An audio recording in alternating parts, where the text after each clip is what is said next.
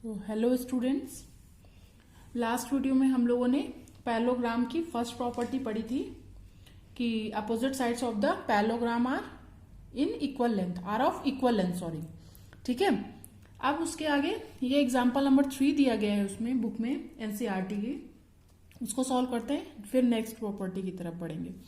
ठीक है, इसमें बोला गया है क्वेश्चन में find the perimeter of the parallelogram P Q R S. ठीक है, जिसमें डायग्राम में P Q equal to 12 centimetre और Q R equal to 7 centimetre दिया गया है। तो यहाँ पे हम फर्स्ट प्रॉपर्टी का ही यूज करेंगे जो अभी हमने पढ़ी थी अभी कि opposite sides of the parallelograms are of equal length. तो पी क्यू और एस आर पैरेलल होती हैं और ये दोनों इक्वल लेंथ की होंगी, तो क्या हो जाएगा, पी क्यू 12 सेंटीमीटर है तो एस आर भी क्या हो जाएगा, 12 सेंटीमीटर हो जाएगा। अब Q R and P S R are parallel to each other, so will be equal to each other. तो क्यू आर क्या है, 7 सेंटीमीटर है, तो पी एस क्या हो जाएगा, 7 सेंटीमीटर हो जाएगा ये भी। ठीक है, अब हमें क्या निकालना है, पेरीमीटर निकालना है। ठीक है, तो पेरीमीटर क्या होता है,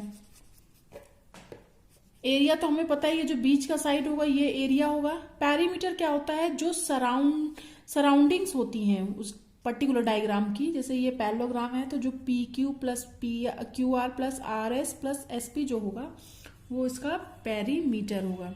तो पेरीमीटर क्या हुआ यहाँ पर, P Q plus Q R plus S R या आर एस, ठीक है, प्लस एस पी, ये हो जाएगा इसका perimeter.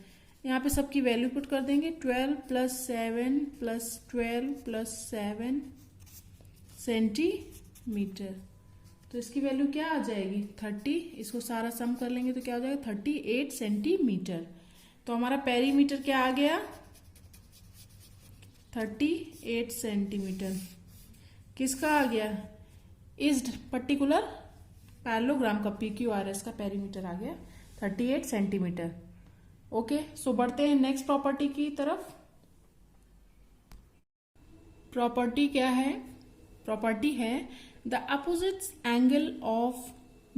Angles of a parallelogram are of equal measure. ठीक है, opposite angles means, opposite angles तो मैंने बताया था कि कौन कौन से हैं, ए और सी अपोजिट एंगल है, बी और डी। तो ये क्या है, हमारे इक्वल मेजर के होंगे, मतलब सेम होंगे। ठीक है, मतलब A is equal to C हो जाएगा, B is equal to D होगा। बट इसको पहले प्रूव करते हैं कि कैसे ये होगा। ओके, सो इसके लिए हम लोग क्या करेंगे कि दो डायगोनल ड्रॉ कर देंगे। ये हमने ए बी सी डी एक पैरेललोग्राम ले लिया और उसमें क्या है, ए सी पहले एक डायगोनल ड्रॉ कर लिया, जैसा कि हमने पिछली प्रॉपर्टी में भी ड्रॉ किया था, और उसमें ये एंगल 1 2 3 4 हो गए, और एक डायगोनल बी डी भी ड्रॉ कर लिया है। ठीक है, सो जैसा कि हमने पिछली प्रॉपर्टी में भी पढ़ा था कि angle 1 is equal to angle 2, okay, and angle 3 is equal to angle 4। ये angle 1 is equal to 2, angle 3 is equal to angle 4 क्यों होगा, क्योंकि ये ऑल्टरनेट इंटीरियर एंगल्स हैं। ठीक है, ऑल्टरनेट इंटीरियर एंगल्स हैं, ये इक्वल होंगे। ठीक है, ये हो गया। अब हमें क्या करना है, इस डायग्राम में हमने डायगोनल दो ड्रॉ कर ही दिए हैं।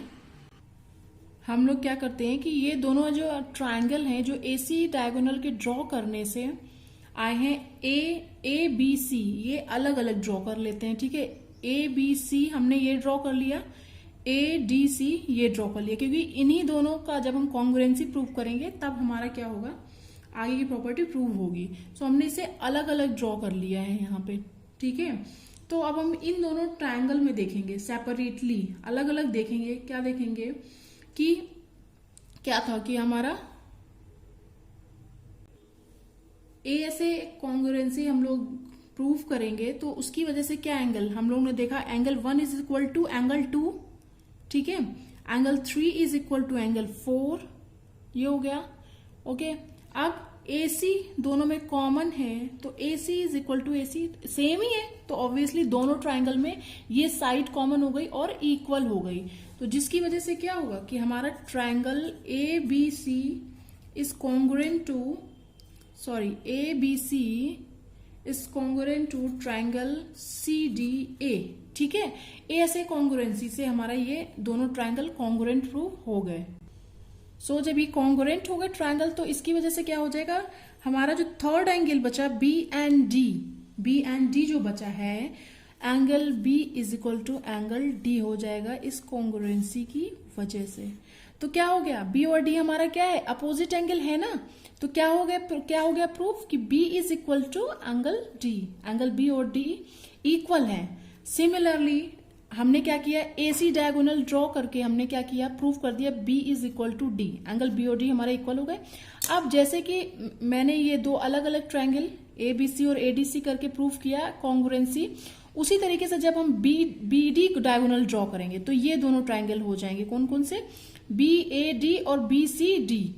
ठीक है, और उसमें ये एंगल यहाँ पे ड्रॉ करके ये ऑल्टरनेट इंटीरियर ऑल्टरनेट एंगल जो होंगे वो इक्वल हो जाएंगे, ये एंगल इसके इक्वल हो जाएगा और ये हमारा BD कॉमन हो जाएगा, दो जो इक्वल हो जाएगा। और फिर उसकी वजह से क्या होगा, दोनों ट्राइंगल हमारे कॉन्ग्रुएंट हो जाएंगे, और कॉन्ग्रुएंट हो जाएंगे तो उसकी कॉन्ग्रुएंसी कंडीशन की वजह से क्या हो जाएगा, angle A is equal to angle C prove हो जाएगा। ठीक है, जिसकी वजह से क्या हो जाएगा, angle A is equal to angle C prove हो जाएगा, और हमारे दोनों अपोजिट एंगल जो पेयर हैं A is equal to C, B is equal to D parallelogram के इक्वल प्रूव हो जाएंगे। ठीक है, तो फर्स्ट प्रॉपर्टी क्या थी कि हमारे जो अपोजिट साइड्स हैं वो पैरेलल तो होती ही है, पैरेललोग्राम में इक्वल होती हैं। फर्स्ट प्रॉपर्टी हमने ये पढ़ी कि opposite side of parallelograms are of equal length. Second property, the opposite angles of a parallelogram are of equal measure, तो वो हमने प्रूव कर लिया। ओके, सो इसके बाद हमें एग्जाम्पल नंबर 4 दिया हुआ है NCERT बुक में, जिसमें कि ये एक पैरेललोग्राम BEST दिया हुआ है। ओके, BEST पैरेललोग्राम दिया गया है और उसमें हमें X, Y एंड Z की वैल्यू फाइंड करनी है। ओके, सो हमने क्या पढ़ा, अभी हमने प्रॉपर्टी पढ़ी क्या कि अपोजिट जो एंगल होते हैं पैरेललोग्राम के वो क्या होते हैं, इक्वल होते हैं। ठीक है, तो जो एंगल S है वो क्या है, angle S is opposite to angle B है, अपोजिट एंगल है ये पैरेललोग्राम के। तो angle B is equal to कितना दिया हुआ है, 100 डिग्री दिया हुआ है, तो जिसकी वजह से क्या हो जाएगा, देयरफॉर एंगल S और ये जो X दिया हुआ है, इसको X दिया हुआ है इस एंगल को, angle S is equal to X is equal to क्या हो जाएगा, 100 डिग्री हो जाएगा, क्योंकि ये अपोजिट एंगल्स हैं। ओके, अब हम देखते हैं कि जो X और Y एंगल है वो क्या है, करस्पॉन्डेंस एंगल है। ठीक है, ये आपने पहले भी पढ़ा हुआ, करस्पॉन्डेंस एंगल क्या होते हैं, इक्वल होते हैं। ठीक है, तो Y इज इक्वल टू भी क्या हो जाएगा, हमारा 100 डिग्री हो जाएगा, क्योंकि X and Y are correspondence angle. Okay, क्या हो जाएगा, करस्पॉन्डेंस एंगल है ये दोनों, तो जिसकी वजह से दोनों सेम हो जाएंगे। तो Y इज इक्वल टू भी हमारा क्या हो गया, 100 डिग्री आ गया। अब क्या बचा, X, Y हमने कैलकुलेट कर लिया, बचता है Z।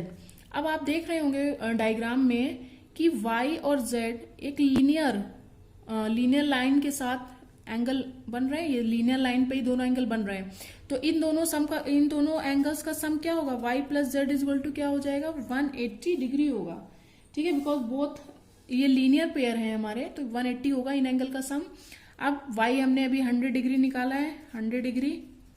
ठीक है, तो Z इज इक्वल टू क्या आ जाएगा, 180 minus 100 degree is equal to क्या हो जाएगा, 80 डिग्री आ जाएगा। ठीक है, हमने तीनों कैलकुलेट कर लिया, X, Y, Z। ये एग्जाम्पल हमारा रिलेटेड था सेकेंड प्रॉपर्टी से जो हमने पढ़ी अभी, कि अपोजिट एंगल, उसका यूज किया ना हमने कि अपोजिट एंगल्स आर इक्वल, उसका प्रूव करके हमने सारे एंगल्स को कैलकुलेट कर लिया है। ओके, सो हम लोग बढ़ते हैं नेक्स्ट प्रॉपर्टी की तरफ, जो कि है the adjacent angles in a parallelogram are supplementary. Okay, और सप्लीमेंट्री एंगल्स क्या होते हैं आपको पता ही होगा, प्रीवियस क्लास में पढ़ा होगा। सप्लीमेंट्री वो एंगल जो दो सप्लीमेंट्री हैं उनका क्या होगा, सम ऑफ में जो डिग्री होगा, जो दोनों एंगल जितने डिग्री के होंगे उन दोनों का सम किसके इक्वल होगा, 180 के इक्वल होगा। ओके, तो उनको क्या कहते हैं, सप्लीमेंट्री एंगल्स कहते हैं। और हमें यहाँ क्या देखना है पैरेललोग्राम में कि the adjacent angle in a parallelogram are supplementary. तो पहले तो हम लोग ये देख लेते हैं कि जो एडजेसेंट एंगल्स हम लोगों ने पढ़े थे, मैंने बताया था प्रीवियस वीडियो में कि 4 पेयर ऑफ एडजेसेंट एंगल्स है एक पैरेललोग्राम में। ठीक है, क्या है, A B C D parallelogram जो हमने लिया है उसमें ए बी एडजेसेंट एंगल है, बी सी है, सी डी है और डी ए है। अब हमें क्या प्रूव करना है इसमें कि ये सप्लीमेंट्री होंगे। ओके, तो हम आगे बढ़ते हैं, देखते हैं कैसे सप्लीमेंट्री होंगे। तो पहले हम ए और डी के लिए देख लेते हैं। ठीक है, एंगल ए और डी को पहले प्रूव करते हैं कि ये सप्लीमेंट्री कैसे होंगे। ठीक है, सो जो ये ए बी है सी डी के पैरेलल है, ये तो आपको पता है ये पैरेललोग्राम है, पैरेलल है और इक्वल लेंथ के भी हैं। ठीक है, तो A B is parallel to C D. ठीक है, A B is parallel to D C, ये दोनों पैरेलल हैं। अब क्या देख रहे हैं कि जो डीए है जो हमारा, वो क्या है, ट्रांसवर्सल है। कैसे होगी ये मैं बताती हूं, ट्रांसवर्सल है। पहले तो ये जान लीजिए कि ट्रांसवर्सल होता क्या है। Transversal is a line that passes through two lines in the same plane at two distinct point. Okay, तो हम डीए ट्रांसवर्सल है, ये कैसे देखेंगे, क्या बोल रहा था डेफिनेशन में कि that passes through two lines. तो टू लाइंस कौन सी हो जाएंगी डीए के लिए, अगर हम इनको थोड़ा थोड़ा एक्सटेंड करें, ऐसे भी समझ सकते हैं बट हम प्रैक्टिकली देख लेते हैं। इनको हमने थोड़ा थोड़ा एक्सटेंड कर लिया सी डी और ए बी को, तो ये क्या हो जाएगा, तो हमारा क्या हो जाएगा, DA passes through two lines, ये दो लाइन से पास हो रही है, इसको सबको आप एक्सटेंड कर लो थोड़ा थोड़ा। तो जो डीए है वो दो लाइन से पास हो रही है, ए बी और सी डी से। ठीक है, at in the same plane, yes they are in the same plane, और एट टू डिस्टिंक्ट पॉइंट, या two distinct point A and D. So D A is a transversal. Okay, A B and C D are parallel and D A is a transversal, जिसकी वजह से क्या हो जाएंगे, ये जो दो एंगल होंगे ए और डी, ये क्या हो जाएंगे, इंटीरियर अपोजिट एंगल हो जाएंगे कि नहीं हो जाएंगे, ये इंटीरियर एंगल हो गए, क्योंकि ये हमने जो ये एक्सटेंड किया इसके रेफरेंस में आप देखिए तो ये दोनों इंटीरियर एंगल हो गए, इंटीरियर अपोजिट एंगल। तो क्या हो जाएगा इसकी वजह से, angle A and angle D R interior opposite angle, interior opposite angle हो जाएंगे। ठीक है, और इसलिए ये इंटीरियर अपोजिट एंगल है, क्या हो जाएंगे, ये सप्लीमेंट्री भी हो जाएंगे। ठीक है, मैं सिर्फ सप्लीमेंट्री लिख दे रही हूं, आप लोग पूरा लिखिएगा कि therefore A and D R also supplementary. ठीक है, क्योंकि ये इंटीरियर अपोजिट एंगल है। ठीक है, ये क्या हो गया, हमने प्रूव कर दिया कि ए एंड डी जो इस पैरेललोग्राम में, एबीसीडी पैरेललोग्राम में वन ऑफ द पेयर है, ये किसके, एडजेसेंट एंगल के क्या प्रूव हो गए, सप्लीमेंट्री। इसी तरीके से हम और सारे एंगल्स को भी प्रूव कर देंगे कि ये सप्लीमेंट्री हैं। एक और हम लोग देख लेते हैं, फिर दो आप अपने मन से घर पे देखिएगा कि कैसे ये सप्लीमेंट्री होंगे। ठीक है, तो हम ये देखते हैं कि एडी जो है पैरेलल किसके, एक इस साइड से हम लोग देख लेते हैं, अभी हम लोगों ने ये साइड देखा, इस पे देखते हैं हम लोग, A D is parallel to B C. ठीक है, और इसमें ट्रांसवर्सल क्या है, बीए को मान लेते हैं, बीए ट्रांसवर्सल है। ठीक है, तो जिसकी वजह से क्या हो जाएंगे, ए और बी क्या हो जाएंगे, इंटीरियर अपोजिट एंगल हो जाएंगे, इंटीरियर अपोजिट एंगल, जिसकी वजह से क्या होगा, ए और बी सप्लीमेंट्री भी हो जाएंगे। ठीक है, इसी तरीके से और जो दो पेयर बचते हैं वो भी सप्लीमेंट्री हो जाएंगे, और हमारी प्रॉपर्टी जो है वो प्रूव हो जाएगी कि the adjacent angles in a parallelogram are supplementary. Okay, so हम इसके बाद का एग्जाम्पल देख लेते हैं, एग्जाम्पल नंबर 5। एग्जाम्पल नंबर 5 में क्या दिया है, इन अ पैरेललोग्राम, ये पैरेललोग्राम का डायग्राम दिया हुआ है, R I N G, angle R is equal to 70 degree, find all the other angles, means I N G हमें फाइंड करना है इसमें। ठीक है, तो यहाँ पे तीन प्रॉपर्टी हमने पढ़ी है पैरेललोग्राम की, तीनों प्रॉपर्टी का यूज हम जो भी हमें लगेगा हाँ ये यूज करने वाली है, उसको हम यूज कर उन्हीं प्रॉपर्टीज को यूज करके एक्चुअली में हमें इनकी वैल्यूज निकालनी है। तो हमने सेकेंड प्रॉपर्टी पढ़ी थी, क्या पढ़ी थी कि opposite angles are equal parallelogram में, ठीक है। तो फर्स्ट प्रॉपर्टी हम उसी मतलब फर्स्ट जो वैल्यू है हम उसी को यूज करके निकालेंगे। तो angle R is equal to क्या दिया हुआ है, 70 डिग्री दिया हुआ है। और क्या है एंगल, हम देखते हैं क्या है, angle R and angle N are opposite हैं, ये अपोजिट एंगल्स हैं पैरेललोग्राम में। तो क्या हो जाएगा, therefore angle N is equal to 70 degree हो जाएगा। So easy, okay. अब बचते हैं हमारे जी एन आई, ओके। तो हम देखते हैं कि अब हमारा आर की यूज करके हमने एन निकाल लिया। अब देखते हैं आर और आई हमारे क्या है, सप्लीमेंट्री एंगल्स है। अभी हमने पढ़ा प्रीवियस प्रॉपर्टी में कि जो उसके एडजेसेंट एंगल हैं वो सप्लीमेंट्री भी हैं। सो क्या हो जाएगा, एंगल क्या हो जाएगा, एंगल आर प्लस सप्लीमेंट्री है आर और आई, तो क्या होगा, angle R plus angle I is equal to क्या हो जाएगा, 180 डिग्री होगा, क्योंकि ये सप्लीमेंट्री एंगल्स है। सप्लीमेंट्री एंगल का मतलब ही यही होता है कि दोनों का सम 180 डिग्री होगा। So angle R is equal to 70 degree दिया हुआ है plus angle I is equal to 180 degree. तो क्या हो जाएगा इसके बाद, angle I is equal to क्या हो जाएगा, 180 माइनस 70 डिग्री। तो angle I is equal to क्या हो जाएगा, 110 डिग्री। क्या आ गई वैल्यू, कितनी इजी है। बस प्रॉपर्टीज आपको याद होनी चाहिए और हमारी वैल्यू फटाफट निकलती चली जाएंगी, ठीक है। हमने एंगल आई की वैल्यू फाइंड कर लिया, बचता है एंगल जी। अब क्या है, हमें एंगल क्या कहते हैं, angle I is equal to value हमें अभी फाइंड हुई, क्या हुई, हमने फाइंड किया अभी 110 डिग्री। और एंगल आई और एंगल जी क्या होते हैं, अपोजिट एंगल होते हैं पैरेललोग्राम के। तो ये भी क्या हो जाएगा, 110 डिग्री हो जाएगा, ठीक है। तो एंगल जी तो हमें बहुत इजीली फाइंड हो गया ये भी, कि angle G is equal to 110 degree. हमने तीनों की वैल्यू फाइंड कर ली, angle N, angle I, angle G, R की वैल्यू दी हुई थी, ओके। बस हमने यहाँ पर क्या किया है, प्रॉपर्टीज का यूज किया, जो हमने 3 प्रॉपर्टीज पैरेललोग्राम की पढ़ी, ठीक है। सो स्टूडेंट्स, नेक्स्ट वीडियो में हम स्टार्ट करेंगे डायगोनल्स ऑफ ए पैरेललोग्राम, उनमें कुछ पढ़नी उनकी प्रॉपर्टीज, वो हम पढ़ लेंगे।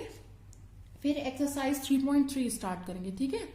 तब तक के लिए अगर आपको वीडियो पसंद आ रहा है तो लाइक करिए, चैनल को सब्सक्राइब करिए, शेयर करिए वीडियोस को, और बेल आइकन को भी प्रेस करिए, जिससे कि नेक्स्ट वीडियोस के अपडेट आपको मिलते रहें। Okay, bye students.